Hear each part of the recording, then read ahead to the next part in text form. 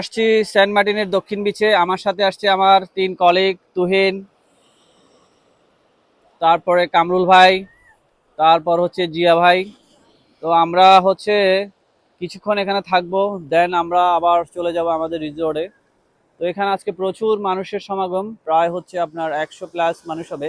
এই দিকটা হচ্ছে একটুখানি মানুষ কম আসে, কারণ এখানে আসা যাওয়াটা অনেক আপনার সময় সাপেক্ষ, প্রায় হচ্ছে 1.5 ঘন্টা সময় লেগে যায়।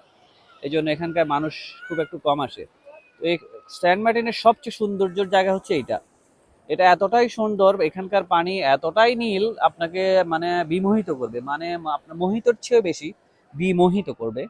তো আমরা এখানকার কিছু পানি আপনাকে দেখাচ্ছি, পানিগুলো দেখেন কি পরিমাণ হচ্ছে স্বচ্ছ। আমার পা একটা ডুবে গেছে, এই যে যে ভাঙ্গা পাটা নিয়ে আমি পড়েছিলাম, পাটা ডুবে গেছে। ব্যথা পাইনি, এই পাটা আমার ভাঙছিল 8 মাস আগে। তো আজকে আবার আমি স্লিপ খেলাম, পিসল খাইছি।